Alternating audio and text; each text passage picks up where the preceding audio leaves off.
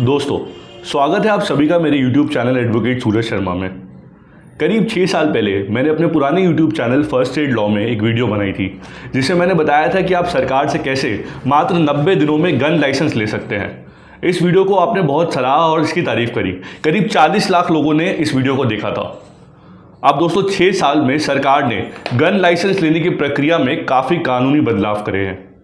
अगर आप 2025 में अपने और अपने परिवार की सुरक्षा के लिए या फिर आप किसान हैं तो अपनी क्रॉप की प्रोटेक्शन के लिए गन लाइसेंस लेना चाहते हैं और सोचते हैं कि बिना दलालों के चक्कर काटे और बिना खूब सारा पैसा खर्च करे आप गन लाइसेंस नहीं ले सकते, तो आप सही जगह आए हैं। मैं इस वीडियो में आपको आसान भाषा में बताऊंगा कैसे आप मात्र 90 दिन में सरकार से गन लाइसेंस ले सकते हैं। तो चलिए आसानी से समझते हैं। तो दोस्तों, सबसे पहले जानते हैं कि गन के लाइसेंस के अप्लाई करने के लिए क्या एलिजिबिलिटी क्राइटेरिया है और कौन कौन से डॉक्यूमेंट्स फॉर्म्स आपको चाहिए इसको अप्लाई करने के लिए। तो सबसे पहले दोस्तों, आपकी उम्र कम से कम 21 साल होनी चाहिए और यहाँ पे ज़रूरी है कि आप एक भारतीय नागरिक हो। आप डॉक्यूमेंट्स की बात करें तो आपको 4 पासपोर्ट साइज फोटोग्राफ चाहिए वाइट बैकग्राउंड में। आपको यहाँ पर एक आईडी प्रूफ चाहिए, जैसे आधार कार्ड, पासपोर्ट, वोटर आईडी या फिर ड्राइविंग लाइसेंस। आपको यहाँ पे रेजिडेंसी प्रूफ भी चाहिए, जिसमें आधार कार्ड, पासपोर्ट, आपका इलेक्ट्रिसिटी बिल या फिर आपका रेंट एग्रीमेंट भी हो सकता है। अब यहाँ पे 4 फॉर्म्स हैं जिनको भरकर आपको सबमिट करना है। पहला फॉर्म है फॉर्म A1, जिसमें आपको अपनी पर्सनल डिटेल्स मेंशन करनी है। आपको मेंशन करना है अपनी फायर आर्म डिटेल्स कि आपको कौन सा फायर आर्म चाहिए। आपको यहाँ पर रीज़न भी मेंशन करना है कि किस रीज़न की वजह से, यानी सेल्फ डिफेंस के लिए या फिर क्रॉप प्रोटेक्शन के लिए, स्पोर्ट्स के लिए आपको ये लाइसेंस चाहिए। और आपको अपनी क्रिमिनल हिस्ट्री भी इसमें मेंशन करनी है। आप दोस्तों इस फॉर्म के साथ आपको जो अटैच करना है, आप FIR अटैच कर सकते हैं, जिससे सिद्ध हो जाए कि आपकी सेल्फ डिफेंस के लिए ज़रूरी है आपका ये फायर आर्म लेना।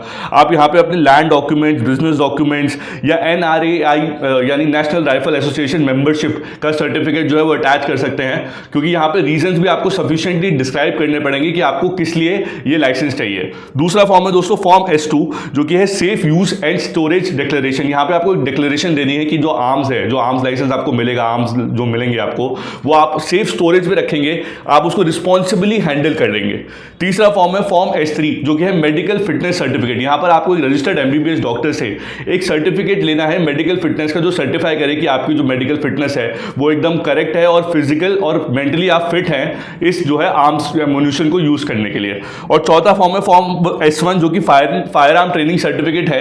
ये हर स्टेट में रिक्वायर्ड नहीं है, आपको चेक करना पड़ेगा कि आपकी स्टेट में इसकी रिक्वायरमेंट है या नहीं है। इसमें सर्टिफिकेशन आपको एक देना पड़ेगा कि completion of firearm safety training from a recognised institute, जो कि रिकॉग्नाइज्ड है अंडर दी आर्म्स रूल्स। तो इसका नेम, ड्यूरेशन ऑफ ट्रेनिंग और यहाँ पे आपको किस प्रकार की ट्रेनिंग दी गई है, ये इस फॉर्म में मेंशन करना है।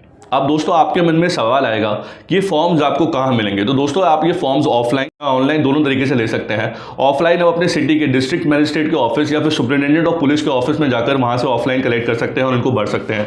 अगर आप ऑनलाइन ये फॉर्म लेना चाहते हैं तो NDAL की वेबसाइट पर जाकर, जो कि मैंने यहाँ मेंशन कर दी है, इस पर जाकर आप ऑनलाइन ये फॉर्म्स डाउनलोड भी कर सकते हैं। अगर आपको ये फॉर्म्स नहीं मिलते हैं तो आपकी सहूलियत के लिए मैंने डिस्क्रिप्शन में भी ये सारे फॉर्म्स अटैच कर दिए हैं, जहाँ आकर आप ये देख सकते हैं।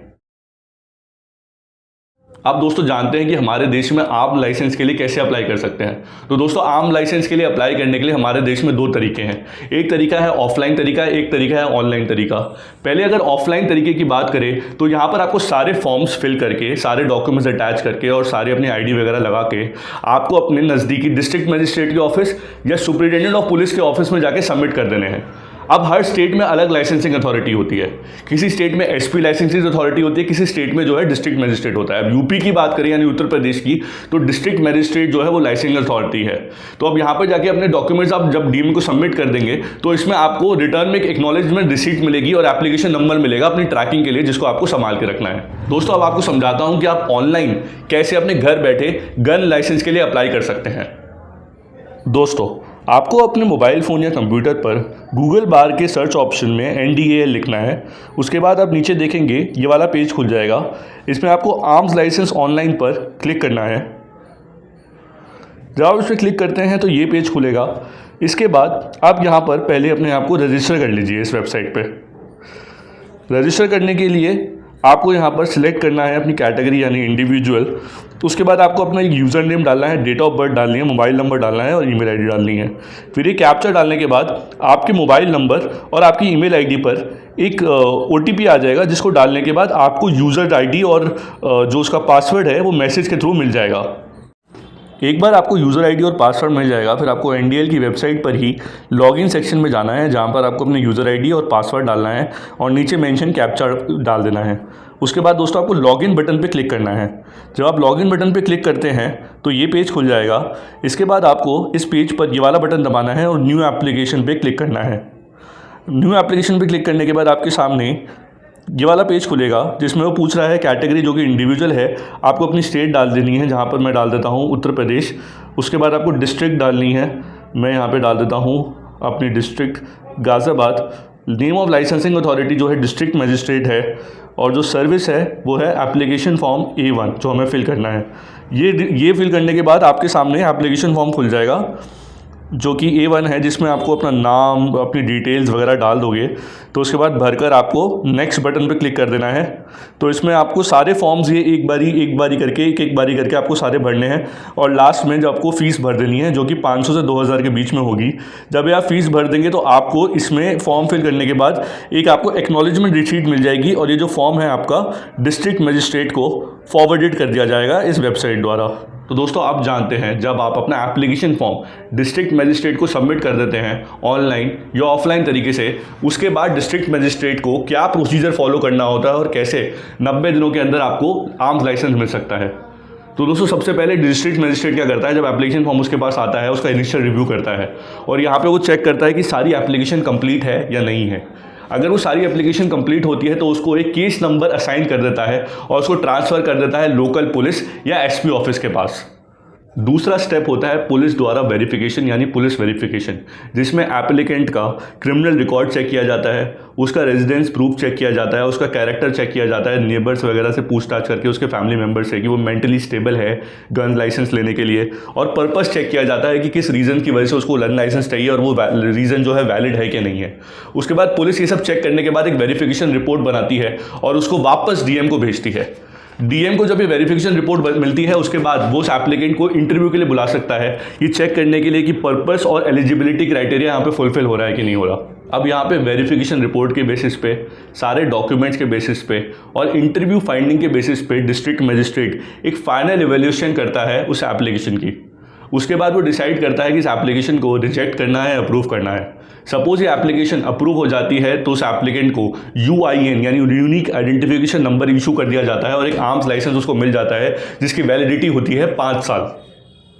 अब दोस्तों यहाँ पर अगर आपकी सारी एप्लीकेशन कंप्लीट है और आपका जेन्युइन रीज़न है और डीएम डिसाइड करता है कि आपको आर्म्स लाइसेंस मिलना चाहिए, तो आइडियली इस प्रक्रिया में 90 दिन का टाइम लगना चाहिए। अगर 90 दिन से ज़्यादा लगते हैं या फिर उससे ज़्यादा टाइम लगता है आपको आर्म लाइसेंस मिलने में और आपको लगता है यहाँ पे डिले हो रही है, तो आप ये इशू एस्केलेट कर सकते हैं और आप फॉलो अप कर सकते हैं डीएम और एसपी ऑफिस के साथ। आप इस इशू को एस्केलेट भी कर सकते हैं डिविजनल कमिश्नर के पास। आप पब्लिक ग्रीवांस पोर्टल पर भी अपनी कंप्लेंट फाइल कर सकते हैं। इसके अलावा आप एक लॉयर को भी इंगेज कर सकते हैं, जिसमें आप हाई कोर्ट में एक पिटीशन डाल सकते हैं आर्टिकल 226 के अंडर, अथॉरिटीज़ को डायरेक्ट करते हुए कि वो इस प्रोसेस को जल्दी से जल्दी फॉलो करें और इसको जल्दी से जल्दी इसका निपटारा करें। तो दोस्तों आप समझते हैं कि आपका गन लाइसेंस एप्लीकेशन अगर डिस्ट्रिक्ट मजिस्ट्रेट द्वारा किसी रीज़न की वजह से रिजेक्ट हो जाता है तो आप क्या कर सकते हैं। तो दोस्तों जब डीएम आपका एप्लीकेशन फॉर्म रिजेक्ट करेगा तो आपको एक रिजेक्शन नोटिस देगा। रिजेक्शन नोटिस मिलने के बाद आप 30 दिन के अंदर इसको अपील कर सकते हैं डिविजनल कमिश्नर के ऑफिस में। यहाँ पे कुछ एग्जांपल्स हैं डिविजनल कमिश्नर के ऑफिस में जो मैंने यहाँ पे लगा दिए हैं। आप यहाँ से देख सकते हैं कि डिविजनल कमिश्नर का ऑफिस आपके कहाँ पड़ता है, उत्तर प्रदेश में। तो दोस्तों आप जानते हैं, अगर आप एक सिविलियन हैं और आपको भारतीय लॉ के अनुसार डिस्ट्रिक्ट मजिस्ट्रेट द्वारा गन लाइसेंस मिल जाता है तो आप कौन कौन सी गन उसके थ्रू खरीद सकते हैं।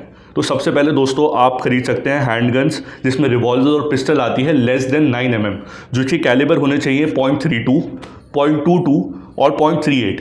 आप इसमें राइफल भी खरीद सकते हैं जो कि होती है 0.22 कैलिबर की, 0.315 कैलिबर की, 0.375 कैलिबर की या इससे नीचे कैलिबर की। आप इसमें शॉर्ट गन खरीद सकते हैं जो कि होती है 12 gauge, 16 gauge, 20 gauge, 28 gauge, 0.410 bore, single double barrel और pump action with limited capacity. आप दोस्तों इसके through air weapons including air rifles और एयर गन्स भी खरीद सकते हैं। अब दोस्तों पहले के पुराने लॉ के मुताबिक आप 3 वेपन्स खरीद सकते थे एक लाइसेंस के ऊपर, जो कि अब चेंज करके सरकार ने इसको 3 से घटाकर 2 कर दिया है। और यहाँ पे एम्यूनिशंस की बात करें तो आप एक टाइम पर 100 राउंड्स ऑफ एम्यूनिशन अपने पास रख सकते हैं और एक साल में 200 राउंड्स खरीद सकते हैं।